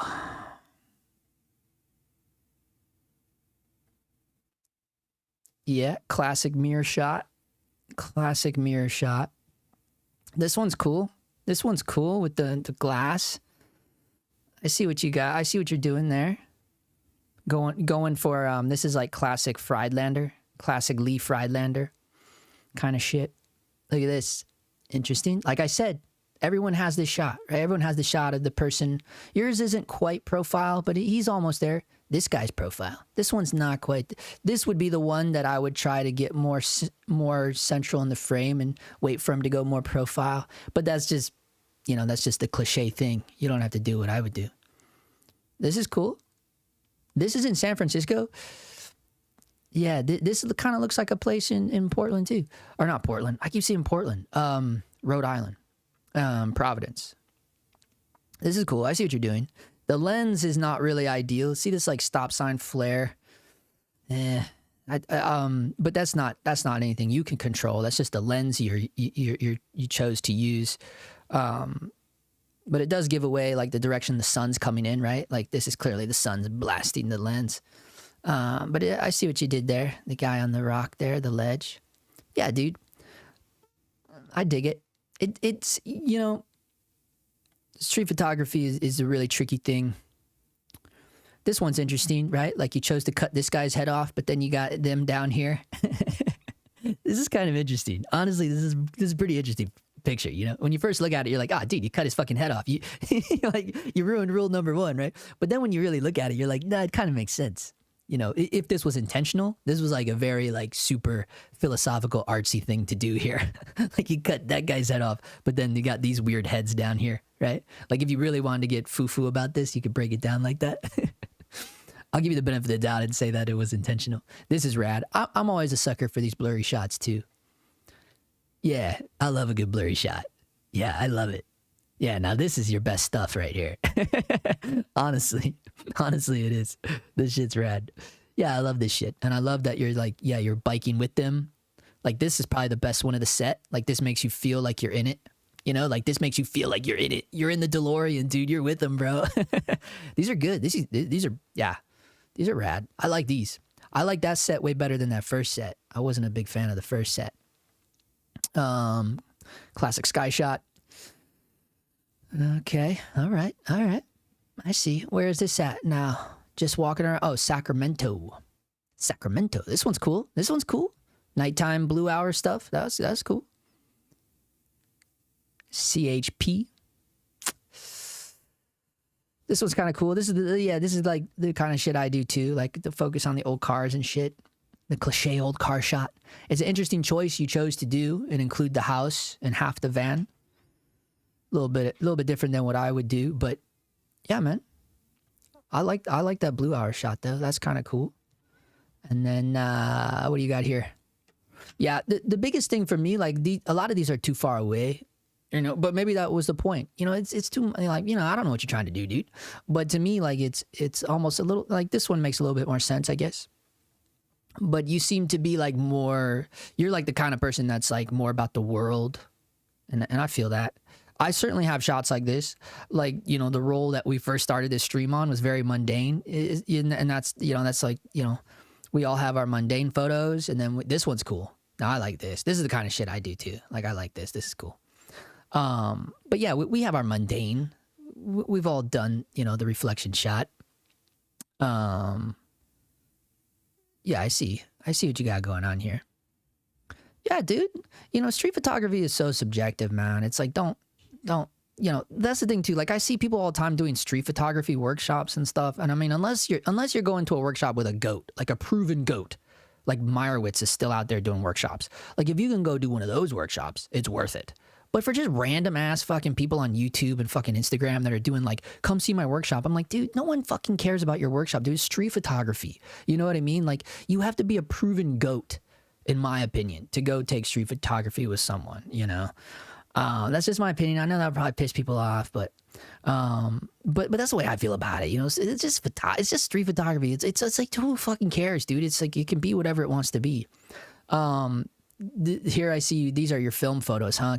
M4P Kodak Gold 200. Yeah, dude. Now you're working. Again, it's like a lot of the world, you know. It's very different from what I normally do if people are around, you know. Like for me, it's more about the people than like this shit, you know, like the world. And I know a lot of people try to incorporate both of those things. And when they do that, it's still more about the people than it is about the world. But again, it's like, it's whatever you want to do, man. Like, you know, like for you, like I would look at this and be like, oh, he wanted to show like how tiny the people are. And maybe that's like a philosophical thought. Like, yeah, dude, we're all super tiny. We're lost in the world and we're down here and we're drowning. You know, like, you know, you could get like, I don't know what goes through your head, you know, and that's the beauty of it, you know? So I'm not gonna, you know, I don't have the skill and talent to give you proper critique, but you know, two, I don't believe anyone should be doing that with street photography, right? Like it shouldn't fucking matter, you know, because it's whatever the photographer wanted to make, you know, and that's the beauty of it. This is what you wanted to do. That's what you did. Is this what I would have done? No, but that doesn't matter either. You know, it doesn't matter what I would do because I fucking suck anyways. You know what I mean? And it's like, well, the truth is we all suck, right? So that's the way I feel about it. I think these are cool photos, right? It's just, and that's what I'll say about it. You did good.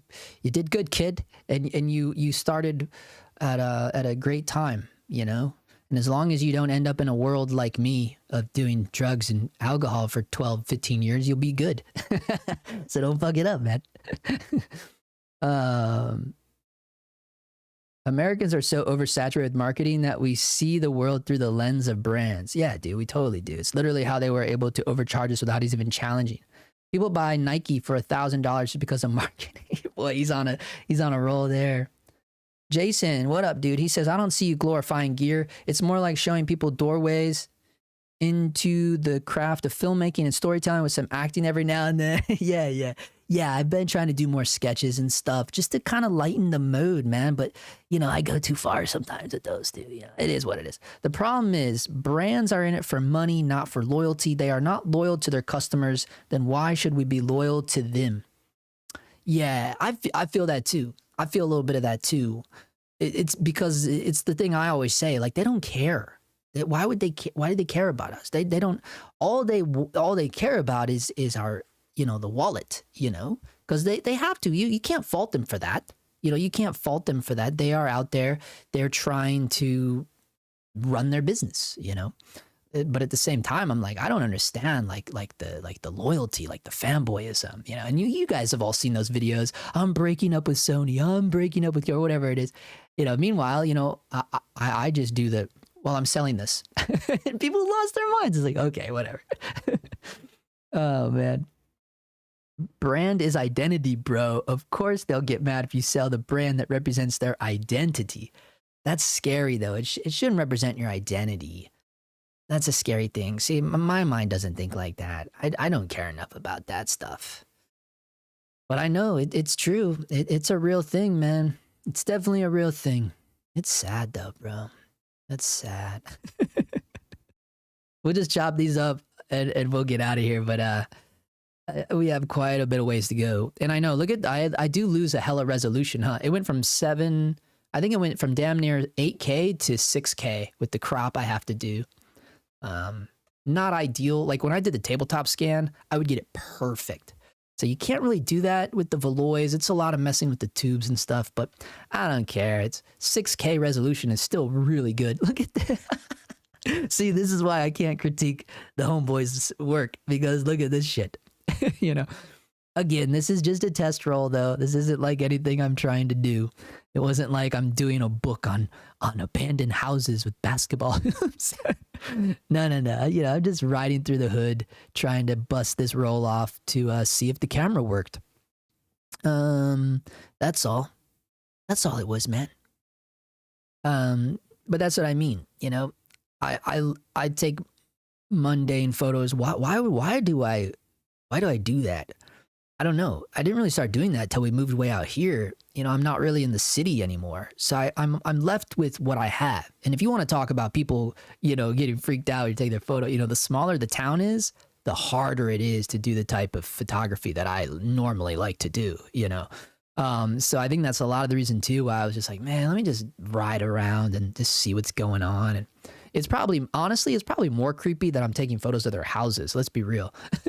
You know, like that to me is more creepy. Like that dude's out there taking a photo of our house, you know, like, but, for whatever reason, I've never had people approach me about that, but I'm sure it will happen soon because I do it almost daily, and it's only a matter of time for anything to happen.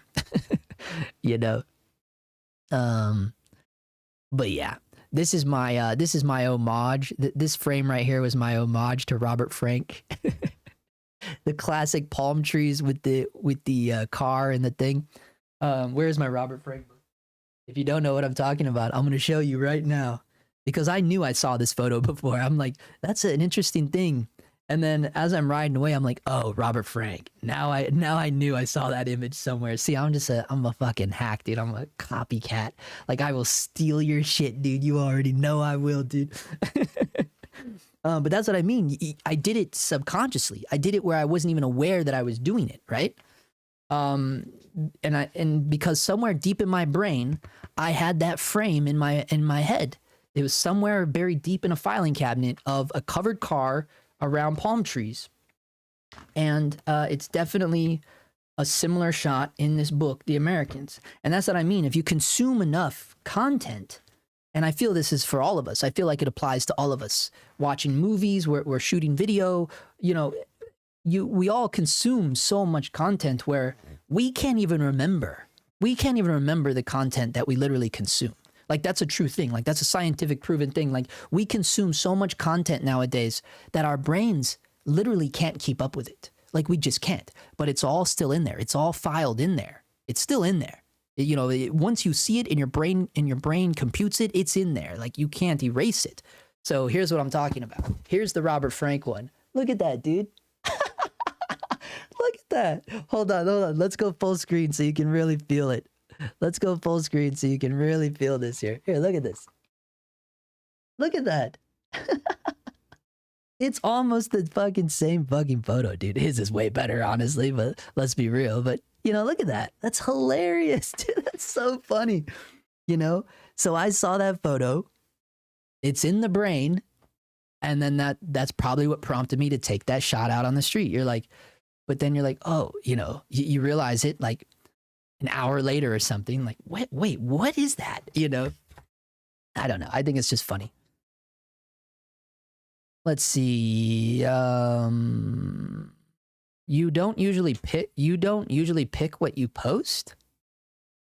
What do you mean? Like someone else picks for you what to post? I'm confused. Anything that doesn't add to the story you're trying to capture, edit it out. Less is more. You have to learn to get closer. Maybe. You know, everyone says that. Everyone, that's the old thing, you know, if the photo didn't, look, here's the thing. It doesn't matter if you know, like if it's not the thing that I would do. Cause look, I'm fucking ripping off Robert Frank out here. Like, who the fuck am I? You know, like, it doesn't matter.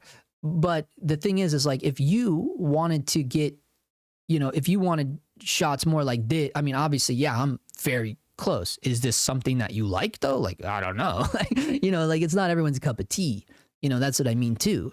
You know, because you know, obviously I don't care about the environment here. You know, it's just, again, it's different strokes for different folks. You know, don't let me or anybody else try to tell you how to do what you want to do. You know, like you need to do what you want to do, and if you like it, that's all that matters. You know, that's the beauty about what we do. It doesn't matter how many people on YouTube tell me I suck, because it doesn't matter, because I'm still out here shooting pilots for people, right? So it all rolls off my back. Yeah, whatever. And plus two, I know I suck, right? Like, I'm not out here trying to pretend I'm something that I'm not, you know what I'm saying? So it just doesn't matter. Like, I don't let people's opinions of me affect what I do.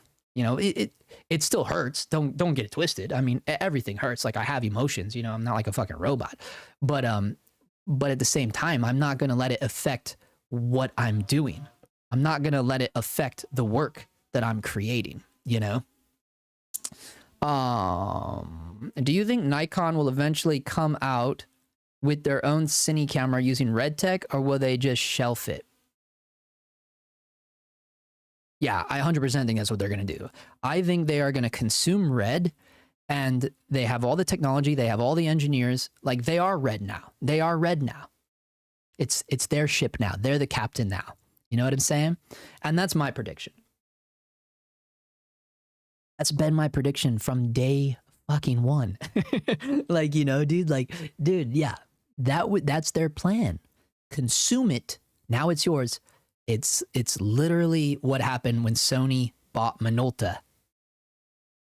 Where the fuck's Minolta now? You know what I mean? It's the same shit. You know, it's like and this is why I try to tell people, when you buy something for 100%, it's 100%.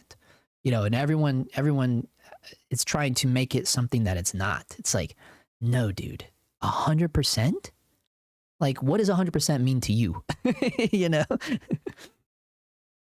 We won't be able to afford film soon. My local store said all film is getting an increase of 30% price. Yeah, and you know what's even worse about that?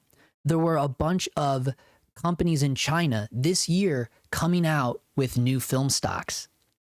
And now with all the tariffs, it's over, dude. We're not going to see those film stocks.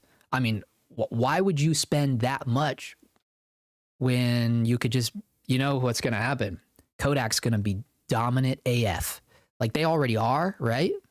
But they are really going to take over now because Kodak is still here. Kodak is still here. Yeah, that's how that's going to roll. That's how that's going to roll. That's crazy, isn't it? I think so, man. Don't worry, Justin. If they snatch you up, bro, I'll come get you. Good deal, dude. Good deal. I appreciate that. Yeah, here's a good one. See what I mean? This is why. But it just is what it is, man. It's like, what are we doing out here? I don't know. We're just testing a roll, dude. Don't let it bother you, you know? Don't let it bother you. It's just weird. Could you imagine if this person came out of their house? What are you doing? Could you imagine if this person came out of this house when I'm out there in the street taking a picture of their house? I don't want to imagine that. That's why I say, like, maybe I should even stop doing that. But then it's like, what am I going to do? What am I going to take photos of? You know what I mean? Like, what am I going to take photos of if it's not these weird, I shouldn't say weird, but if it's not, if it's not my environment, you know, what will I do? Honestly, what is there? Like, the people aren't around, the houses, like, then what would I take photos of? I don't know.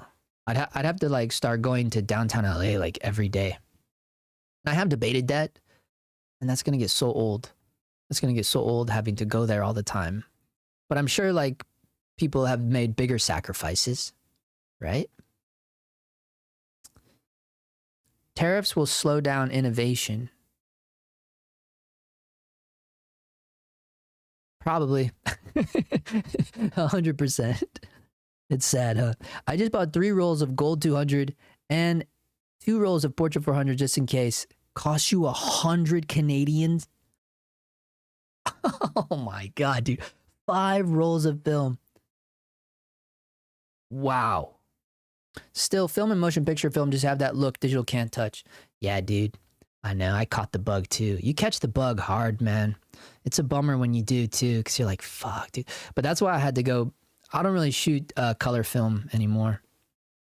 I had to go to black and white. Had to. But you know what? Honestly, guys, I like black and white more. I really do. It makes a lot of sense for me because I'm colorblind. but it also just like, I don't know. There's an interesting thing that happens to like your mind when you're looking at a black and white photo. And I know like, yeah, you could just turn your digital to black and white, but it is not the same. I really don't believe that. It is not the same at all. It just isn't. The black and white film is so much different looking than any digital black and white I've ever seen. Yeah, this one, man, maybe I should be using the cinematic setting, huh? The cinematic setting might look better than these. I don't know, shadow hard, shadow soft, but look at this cinematic rich. Whoa, that's too dark. I'm such like a preset whore. Like I won't even, yeah, like obviously I would fuck with the sliders, but I honestly I don't care enough. Like I'd rather just go in here and go, just give me some good tones. I don't care about the sliders or nothing. But again, like this is a throwaway. This is a test roll. So like there's not anything in here to finesse because I just don't care at all. So I'm just like, yeah, just send it through. Just a test roll, bro. Who cares? No one cares, dude. Some guy's house. Some guy's house. He might want it one day. That's why you can't get rid of it. You might want that photo one day, dude. You don't know.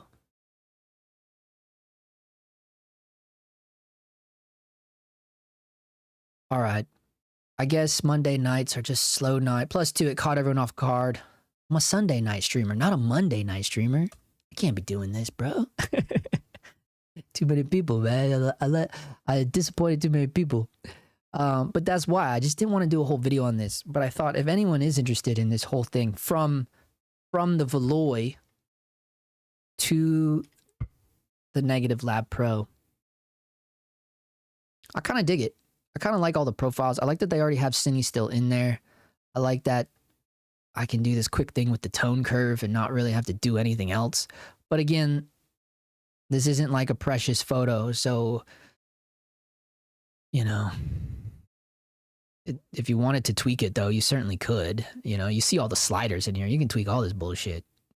Exposure. No, we don't care. Brightness. You know what I mean? The brightness tool does come in handy because it like brightens up the whole negative versus like actual exposure. But for the most part, you know, I'm fine with just like the shadow tone profiles. Export with previous. Yeah, dude. That's it then. I guess that's it, folks. We're all winding down. We're wrapping down. It was just a weird one. Probably shouldn't have even streamed, but I was just like, nah, I don't know. I wanted to show people this, and I didn't want to make a video about it. Just didn't want to. I just felt like, I don't know, proof is in the pudding, right? Like, not a lot of people came through the stream, but maybe streams are different, right? Streams are supposed to be like a planned thing. So maybe we will eventually do, maybe I will do eventually like an actual video on this. And that way I can really like show like different film stocks, you know, because I have quite a few different film stocks. You know, I could just pull out the negatives and go through like different stocks and maybe play with the different profiles in here. Because look, they have Fuji, they have Kodak Gold, Kodak Portrait, and maybe eventually I'll do like a full video. I just feel like my channel is not the place for this kind of stuff. For me, it was just like just doing something for the stream. Because the last time we scanned film in the garage, that stream did pretty good just because of the conversations that came through. But I feel like me doing it off schedule probably fucked it up, dude. It was just like, nah, dude. But it is what it is. We did what we did. It happened. We came. We saw. Yeah, dude. Imagine the photos of the Palisades and how much that will be of value. Oh, everyone. Yeah, that's why all the guys with the drones got in trouble, dude. They all got in trouble with those drones. Can't remember if I exported this or not. So many dudes were flying drones when they shouldn't have been. It got kind of, it was kind of messed up, honestly. Like they were messing it up for the planes dropping water. Like that's how crazy it got out here. The drones were messing it up so people could not get the water dropped on the land. It was like, it was crazy, dude. It got to the point where people were shooting drones down. They were shooting drones down, dude, straight up. It got gnarly.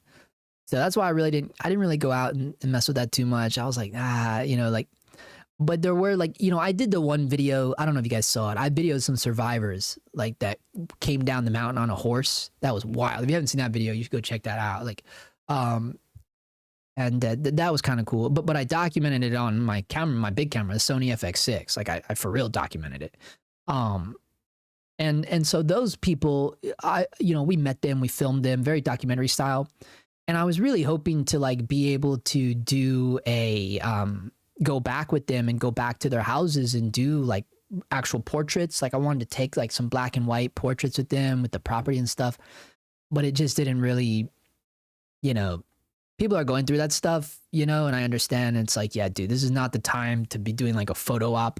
And then I was like, yeah, like, and I even told them like, yeah, that was probably like super insensitive of me, but I don't think they were offended or anything because honestly, the short that we put out, I pulled it from the little piece that I did here on YouTube. The YouTube piece didn't do very well, but on Instagram, the video went fucking viral. It has over 1 million views. So then what we did, so many people were wanting to help them out that we shared their GoFundMe, and they hit it. They fulfilled it the first time. Then they made another one, and or they added to the first one, and then they made double. They ended up fulfilling double what they originally had it for, which was amazing.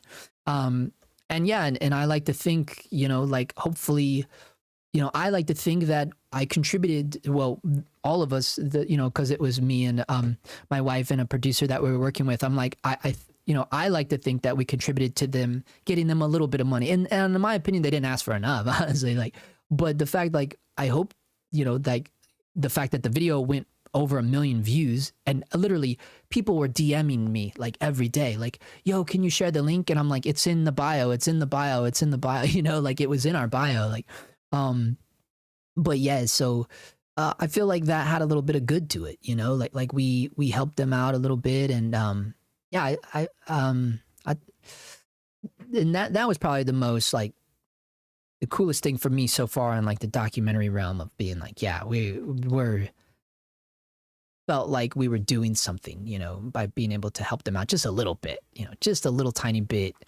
of being able to get their voice out there, and people can find their GoFundMe, you know.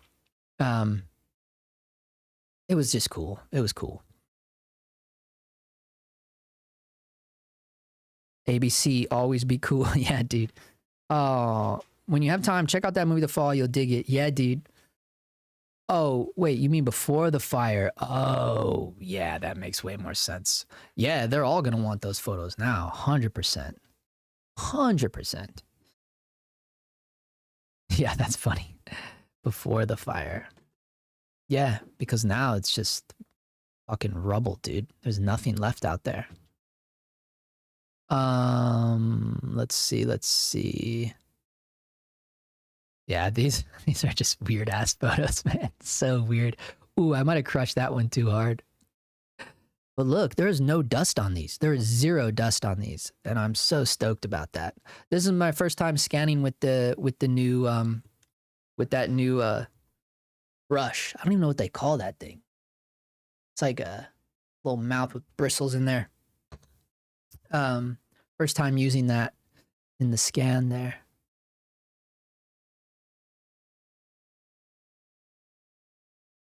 Do you think the Valoi easy35 is a worthy investment? Yeah, I do. I do think it is. I think it is because, again, I was using, I don't know when you got in here, Gosha, but I was using this thing right here. That's what I used to use. That was a DIY thing I made. You can make it too. That's a CineStill light pad with a Valoi 35mm film holder on top of the CineStill pad, light pad. And then this this pole here I bought from Home Depot. And then that's a made for clamp with the Benro head on it. So you could do something like that, pretty inexpensive. That pole is like $10. I already had a made for clamp. I already had the tripod head. This little piece of wood I bought at the thrift store for like a couple bucks. And then the CineStill light is probably the most expensive part, unless you didn't already have a tripod head and a made for clamp, right? So the CineStill light is only like $35. And then the Valoi 35mm holder is, I don't know, maybe like 10, 15 bucks. So this is probably the cheapest route to go. Whereas, you know, with this thing, the Valoi easy35, just the system alone, without the perforation holder and without the duster, I think was like almost 200 bucks. So almost 200 bucks just for like the kit. And then, yeah, then I feel like I spent another $100 on the extra holder and the duster, because what I found in my research is that the holder you actually need to get rid of the crazy vignette that this thing has. And then the duster I found that I needed because you'll have to, I'm not going to show those photos again because it was a little difficult to show the photos because they're not in Lightroom, but dude, the photos were insanely full of dust, like so bad. So yeah, if you get it, you got to get the duster. And then if you want to get rid of the vignette, you're going to have to get the perforation holder too. So, you know, it could add up, you know, 300 bucks. It's probably what it was. It was probably around $300 when you're all said and done. Yeah. I mean, who wants to do that? You know? So I would do the tabletop option first. That's what I would do, because that's what I did. And if you don't want to do that, there's an even cheaper route you can go and just put your camera on a C stand. That's what I was doing, a baby C stand. If you go back and watch the second live stream I ever did, we were scanning film in the garage, and I had a little baby C stand, 20-inch, and I would put the camera on that, and you know, put a bubble leveler on the back of the camera and make sure it was leveled out. And yeah, that's what I was doing. So you could do that too. So this looks like pictures, like, it's like, what? Clearly test roll, man. So I told the dude, I'm like, dude, you see how people just live rent free in my head because of YouTube? It's like, you get like a couple comments, then you never forget. You know what I mean? Like, you will never forget the things those people said to you. You're like, fuck, dude. I don't even know their name. I don't even know what they look like. But you just, you once the words hit your brain, it's like they're forever in there, dude. They will not go away. It's like, oh man. Yeah. Station wagon. See, we all do it. We all do the cliche car shot, man. It's like, it's nothing. Pile of wood, station wagon, bottles of water. Just, to me, I don't know. To me, it's just weird shit, you know? It's like, yeah, this is kind of weird. Oh, what camera? Oh, I use the A7C II, what I'm doing my webcam with right now. Sony A7C Mark II. So that's a 33 megapixel camera. Oh shit, guys. I just got deja vu. That's not a good sign. Whenever you have deja vu, it always freaks me out, where I'm like, because I'm convinced that no. It's not that, ooh, something mystical or something. The reality of deja vu is that it's literally something you've literally done before. And it's like, ah, that sucks. You know? Like, no one wants to do the same shit twice, man. That's probably why I can never have a real job, because I'm always like, I can't keep doing the same thing over and over. It drives me crazy, man, doing the same shit over and over. This shot I don't really mind. This isn't too bad, except for the camera in the shot. Look way down here. That's the Sony RX100. You want to know why it's in the shot? Because I took all these photos on my bike, by the way. So I just like, I parked the bike, but I don't even get off. That's how lazy I am. I sit on the bike. And that the Sony RX100 was attached to my handlebars with a Joby, a Gorilla Pod. And it's totally in the shot. That's so funny, man. That's hilarious. By the way, any macro lenses recommendation? Yeah, not what I'm using. I use this 60mm Leica R macro. It's cool. It's a really nice lens, like, you know, to use outside of scanning, but oh man, it's not ideal for scanning. With this setup, it's a lot easier because now it's attached. So if you have a lens like this that has a shit ton of travel, like look how much it travels, right? This is really hard to do with a tabletop scan. So that's another reason why I got the Valoi, because this lens travels so much. But no, like, if I can sell this thing, then I will definitely get something more modern, like a modern. You want the best modern macro lens you can get for scanning, you know, like that idea of doing vintage is. But I didn't get it for that. You know, I already had this. I have a bunch of Leica R's. Like, I absolutely love this 60mm macro lens for actual macro shots. But for scanning, it's like, ooh, it's not ideal, you know. But the only reason I'm using it is because I already owned it, you know. So that was something that I didn't have to buy, you know. But yeah, I would say, like, I heard the Laowa 100mm macro is really good. You just have to do some research, you know, and find some good ones. But you know, the longer it is, the better. So like 100mm macro is going to be better than a 50mm macro, because you don't have to get it physically as close, you know. So that's kind of a win too. So if you can get that Laowa 100, I have heard good things about it. But unfortunately, I would stay away from vintage macro lenses, just because they're just a pain in the ass with the old school design and everything. And plus too, if you get a modern one, then you can, you know, use the autofocus and all of that. But if you do what I do and tether the camera directly to the computer, you don't have to worry about autofocus, because you're looking at it on like 16-inch MacBook screen, you know, you're like, you have it in focus, you know. So I wouldn't worry, you know, it doesn't have to be an autofocus lens, but I mean, that's just another bonus, you know. But definitely I would go modern. I would go modern, and I would try to get, you know, the most stale kind of up-to-date modern glass that you could, with like no unique characteristics whatsoever, because you're literally just scanning. Like if it's just going to be used for scanning, like who cares? It doesn't matter what it looks like in terms of, you know, you just want it to capture what you're doing with your negatives, you know. It's really all that matters. I'm just letting these stay a little flat.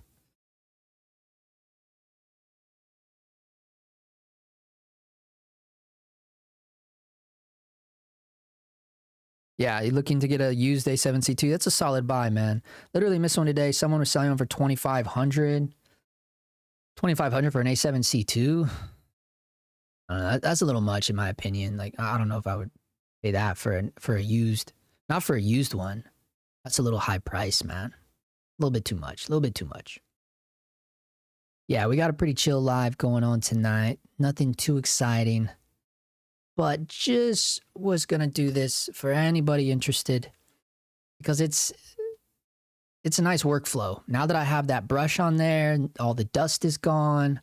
I've always been a fan of Negative Lab Pro, but you know, I have not used anything else, so I really don't know. And yeah, I don't know. I just started deciding to use these. What do I want to go? Hard on the highlights? Nah, let's go hard on those shadows, boy. Yeah, that's nice.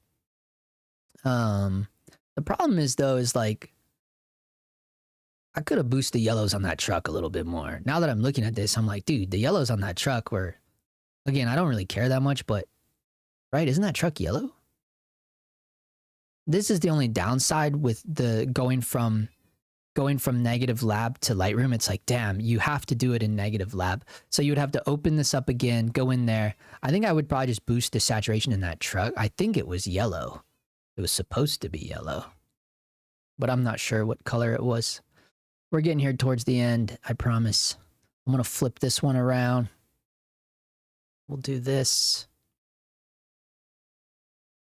We'll pull this down. This was the frame where I started noticing the light leaks too. I believe it was this one. And they just got worse and worse over time. Yeah, so in this one, you can see it a little bit. Let me change this to this. Whoa, now check that out. That's cool. So in this one, you can start to see it. See over here? See this right here? And then over here, there's like these little blue crinkles. That's the beginning of the light leak. And it only got worse over time. It got really, really bad. So then we had to go get that. And then I had to take it to 2 different dudes. They could not figure out what it was. And then it turned out to be the gasket behind the little baby viewfinder was just gone. It was just gone as if it never was there. So I imagine the fact that it got worse over time made me feel like maybe it just kind of like was already corroded when I got it. And then eventually it just kind of flaked off inside the camera or something. I don't know what the hell I'm talking about.